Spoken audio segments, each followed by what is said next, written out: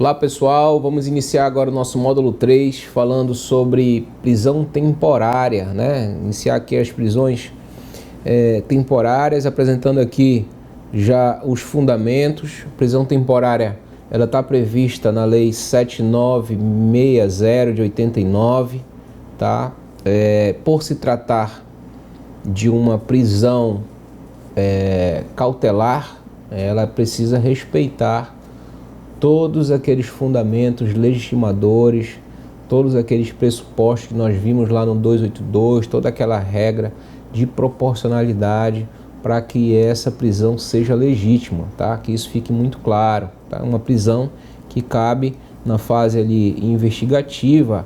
A prisão temporária, ela é a única que traz um prazo pré-estabelecido, prazo de 5 dias, prorrogáveis por mais 5 dias, ou de 30 dias prorrogáveis por mais 30 dias, se forem crimes hediondos, tá bem?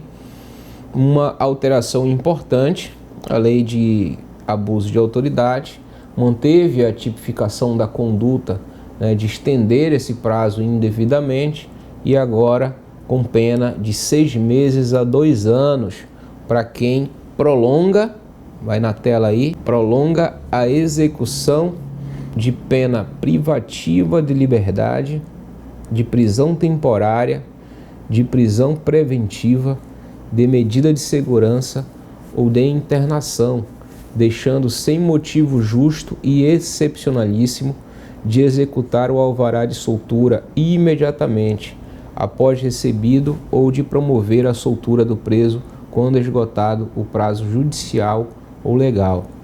Isso aqui serve para aquela questão ali dos institutos penitenciários, né, que acabam retardando o cumprimento do alvará de soltura, mas também serve para a autoridade que deixa de liberar o preso da prisão temporária quando encerra o prazo. Mais uma alteração promovida pela Lei de Abuso de Autoridade, e aqui no seu artigo 2º, parágrafo 4º-A, na tela aí para você. O mandado de prisão conterá necessariamente o período de duração da prisão temporária estabelecido no caput deste artigo, bem como o dia que o preso deverá ser libertado, tá? Período de duração e o dia que o preso deverá ser libertado. Olha o parágrafo 7º aí. Decorrido o prazo contido no mandado de prisão, a autoridade responsável pela custódia deverá, independentemente de nova ordem da autoridade judicial, pôr imediatamente o preso em liberdade, salvo se já tiver sido comunicada da prorrogação da prisão temporária ou da decretação da prisão preventiva. Parágrafo 8º. Inclui-se o dia do cumprimento do mandado de prisão no cômputo do prazo de prisão temporária. Então isso aqui é uma regrinha da prisão temporária, mas que é fundamental para quem atua na área criminal, porque essas eram grandes dificuldades que nós tínhamos enfrentado até então. Acredito que agora deva diminuir por conta não da ameaça da lei de abuso de autoridade, mas pela compreensão, pelo reconhecimento de um sistema todo interligado aí com uma base constitucional, para dizer assim: olha, magistrado, você deve fundamentar a sua decisão com base nos pressupostos, nos fundamentos de legitimação, e agora, se for decretar uma prisão temporária, tem que vir aqui o dia que ele vai sair, o dia que encerra a aplicação da prisão, e se for caso de prorrogação, que essa comunicação processual entre o magistrado e a autoridade que está responsável pela custódia seja feita um dia antes de encerrado o prazo da prisão, sob pena de acabar o preso sendo liberado, né, ainda restando o desejo e os elementos justificadores presentes na realidade fática processual. E aí uma situação que é importante para a gente aqui no 7º e no 8º, que a inclusão do dia do cumprimento da medida deve ser computado. Isso é uma lógica do direito penal, que está lá na parte geral do Código Penal, que assemelha-se ao início do cumprimento da pena, mas isso era uma coisa que já existia, mas agora está previsto na própria lei, está previsto aqui na lei especial que trata da prisão temporária. Se ele for preso, se aquele mandado ele for cumprido, independente da hora do dia, aquele primeiro dia será computado na contagem da pena. Então, se é uma prisão de 5 dias e essa pena foi cumprida às 10 horas, essa prisão temporária foi cumprida às 10 horas da noite, aquele dia, mesmo que já faltando 2 horas para o seu encerramento, ele já vai contar um dia. Então, o amanhecer do dia já vai entrar para o segundo dia de prisão, restando ainda 3 dias para aquela prisão. Se chegar uma justificada, fundamentada decisão de prorrogação, aí mais 5 dias ou mais 30, conforme for o caso de ser crime hediondo ou não.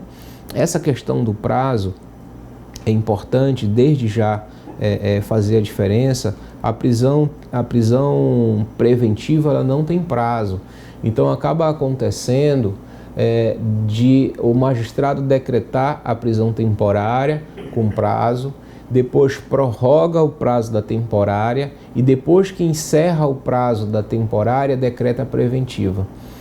Então, para os colegas advogados e advogadas que estão participando desse nosso curso, é muito comum o magistrado, depois do prazo da temporária, decretar a preventiva. Então, você não pode nunca confiar naquele prazo. Se você pegou aquele processo ali já faltando 2 dias para acabar aquele primeiro prazo da prisão que foi decretada, não acredite que já vai encerrar, acredite que vai ser prorrogado e depois trabalhe para que não seja prorrogado. Depois, se não for prorrogado, aí já vai ser liberado o alvará de soltura. Mas se for prorrogado, trabalhe para que seja revogado e trabalhe para que não seja convertido em preventiva, porque isso é muito comum acontecer, como eu acabei de dizer. Em algumas circunstâncias, você também vai observar, é muito comum também acontecer, e muita gente se pergunta por que num caso em que caiba as 2 prisões, por que em alguns casos se opta pela temporária e em outros se opta pela preventiva. Tem uma resposta técnica muito interessante. Num caso, por exemplo, de latrocínio, né, os fundamentos ali justificadores, legitimadores estão presentes. Então pode ser que seja feita uma representação, e aqui vai para os nossos colegas delegados também. Feita a representação, você vai representar pelo quê? O que é melhor para garantir ali a tutela do processo, que é a ideia inicial? Pedir uma temporária ou pedir uma preventiva? Se for pedir uma temporária, por que se opta por pedir uma temporária? Por que na lógica processual é melhor pedir a temporária? Porque o prazo do inquérito policial com o acusado preso não corre enquanto o prazo da temporária está correndo. Não tem como correr os 2 prazos juntos. Então lembra que a gente chegou até ver a possibilidade ali do delegado, da autoridade policial pedir prorrogação do prazo do inquérito, e isso pode gerar uma situação interessante aqui, porque com o acusado preso, aqueles 10 dias ali do inquérito policial, eles não correm. Então 5 mais 5, 10 dias. Só depois desses 10 dias da temporária é que vai começar os 10 dias do inquérito policial. Então isso é algo bacana, algo interessante, que acaba acontecendo e sendo utilizado pelos delegados, e o advogado às vezes não entende por que aconteceu. E é por isso também que depois disso acontece a conversão em preventiva. Então o advogado fica sem saber ali o que está acontecendo, mas ele está alinhado para que haja proteção processual, proteção da investigação por trás, e a gente acabou não enxergando isso. Então isso é algo que precisa ser analisado. Cabimento da prisão temporária. caberá prisão temporária, vamos lá no artigo 1º da lei de prisão temporária, 7960, quando, inciso 1, imprescindível para as investigações do inquérito policial. 2. Quando o indicado não tiver residência fixa ou não fornecer elementos necessários ao esclarecimento de sua identidade. 3. Quando houver fundadas razões, de acordo com qualquer prova admitida na legislação penal, de autoria ou participação do indiciado nos seguintes crimes. Está na tela aí para vocês. A. Homicídio doloso. B. Sequestro ou cárcere privado. C. Roubo. E aqui no caso, o roubo também circunstanciado e o roubo qualificado. D. Extorsão. E. Extorsão mediante sequestro. F. Estupro. G. Atentado violento ao pudor. H. Rapto violento. I. Epidemia com resultado morte. J. Envenenamento de água potável ou substância alimentícia ou medicinal, quando qualificado pela morte. L. Quadrilha ou bando. M. Genocídio. N. Tráfico de drogas. O. Crime contra o sistema financeiro. P. Crimes previstos na lei de terrorismo. Você percebe que o rol da prisão temporária aqui é taxativo. Precisa acontecer um desses crimes para caber uma prisão temporária. Mas a gente vou daqui a pouco apresentar para vocês qual vai ser a combinação desses dispositivos para o cabimento da temporária, mas antes a gente precisa saber, crime de terrorismo, o que é isso? Então, a Lei 13.260, de 2016, ampliou esse rol, né, da lei de prisão temporária, incluindo o crime de terrorismo. O que é o crime de terrorismo? Vamos lá, na Lei 13.260, aí na tela para você, artigo 2º. O terrorismo consiste na prática, por um ou mais indivíduos, dos atos previstos neste artigo, por razões de xenofobia, discriminação ou preconceito de raça, cor, etnia e religião, quando cometidos com a finalidade de provocar terror social ou generalizado, expondo a perigo pessoa, patrimônio, a paz pública ou a incolumidade pública. Pena: reclusão de 12 a 30 anos, além das sanções correspondentes à ameaça ou à violência. Então, esse é o crime que foi inserido aqui em 2016 na lei na lei de prisão temporária, né? Ampliando esse rol. Então, como é que a gente vê aqui? Vamos aqui agora nos incisos do artigo 1º. Quando imprescindível para as investigações do inquérito policial. 2. Quando o indicado não tiver residência fixa ou não fornecer elementos necessários ao esclarecimento de sua identidade. 3. Quando houver fundadas razões de acordo com a prova do cometimento de um desses crimes. Vai caber a prisão temporária quando nós tivermos ali de uma forma fixa o 3, ou seja, só cabe prisão temporária para esse rol que está aqui, e a gente precisa da combinação de um dos outros dois incisos, ou do primeiro ou do segundo. Então vamos pegar aqui uma hipótese de que é imprescindível para as investigações do inquérito policial para apurar um crime de homicídio doloso. Temos o 1 e temos o 3. E aí nós temos uma hipótese de cabimento, na verdade aqui de tipificação da prisão temporária, que precisa, além disso, daqueles elementos legitimadores lá de trás. A prisão temporária é muito questionada, sempre foi muito questionada. Ela lembra aquela prisão para averiguações, né, que tinha no passado, que era uma prisão ali totalmente descabida, uma prisão para fazer perguntas, mas ela tem resistido aí ao tempo, e agora depois dessa alteração que existe, ao meu ver, a única justificativa processual para a existência e para a permanência dela é essa que eu comentei agora há pouco, de uma estratégia ali de controle de prazo, de investigação, mas no mais, as medidas cautelares certamente elas conseguem se adequar para atender às necessidades processuais de qualquer questão que se apresente aí para o processo, ou se for um caso muito mais grave, de uma prisão preventiva, tá?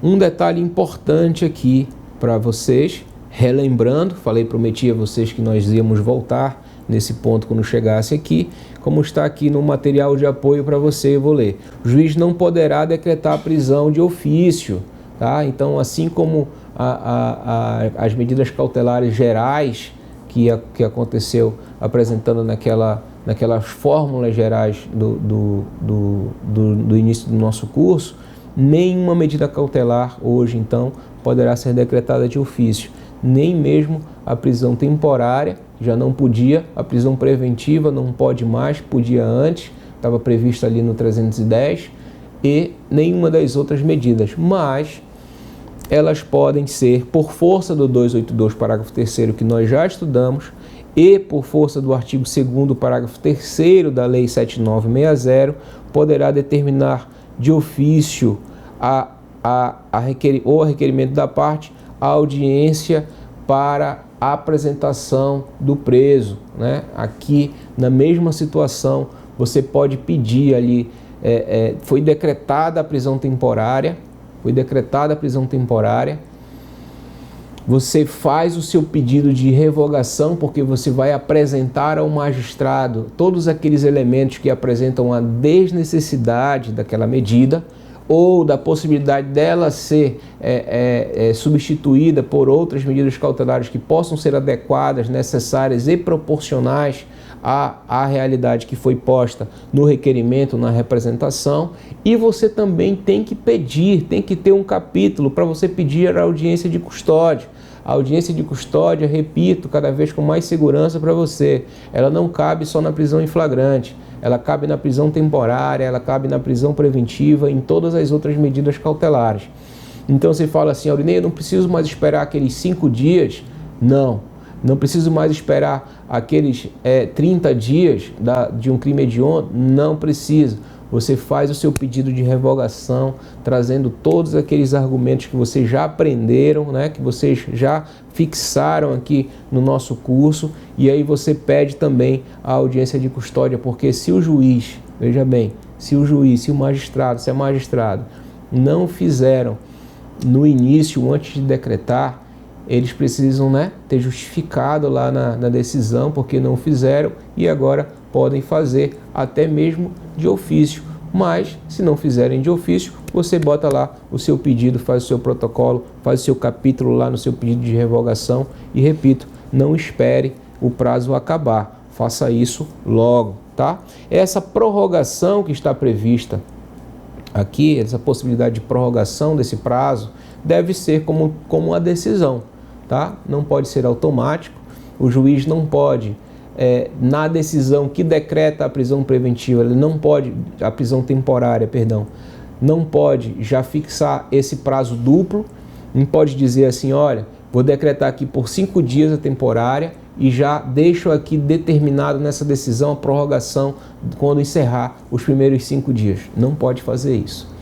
Nem se for crime hediondo, nem se for o crime mais grave que você puder imaginar agora nesse momento, não pode, tá? Por uma questão de lógica constitucional, por uma questão de necessidade de fundamentação, ele deve cumprir os 5 dias e naquele finalzinho ali, se a autoridade vir necessidade, ele faz a representação pela prorrogação e o juiz, de novo, fundamentadamente, dá uma nova decisão para que aquela prisão seja prorrogada. Então, olha só, quando você for trabalhar, atuar num caso de prisão temporária, primeiro, se você for magistrado, você precisa fundamentar todas essas decisões, tanto de decretação quanto de prorrogação, fixando os prazos de início de cumprimento da pena, fixando os prazos de término, tá?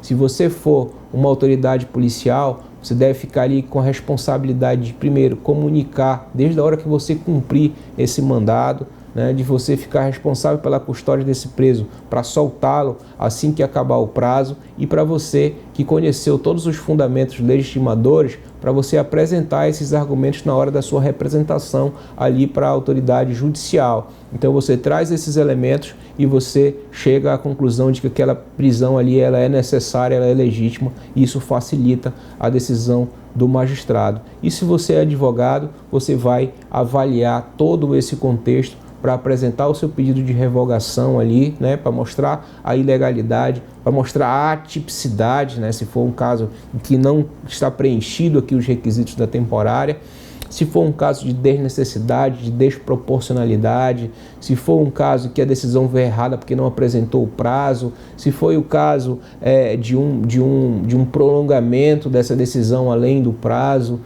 e se a prorrogação aqui ela não está também fundamentada. Tudo isso são elementos que agora, com esse curso, você consegue raciocinar, você consegue sistematizar todas as informações aí mentalmente, que aí você vai para a prática agora muito mais seguro do que você está fazendo. E você aí, eu já tenho recomendado, eu tenho conversado com alguns colegas que nos adicionaram aí nas redes sociais, e eu reforço esse convite aqui para você, lá no nosso Instagram, Aurinei Brito, no Facebook, muita gente tirando as dúvidas já das primeiras aulas.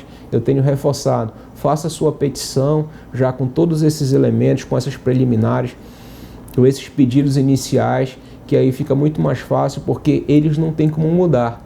Todos os casos, a necessidade de fundamentação e de justificação, de legitimação serão as mesmas para qualquer medida cautelar, porque aqueles pressupostos ali cabem para todas elas. Então, a partir dali, você consegue só inserir as informações novas e fazer o ataque preciso à decisão que você julgar que está fora desse alinhamento do novo contexto legislativo. Beleza? A gente encerra prisão temporária e o nosso próximo vídeo será sobre prisão preventiva já no módulo 4. Valeu!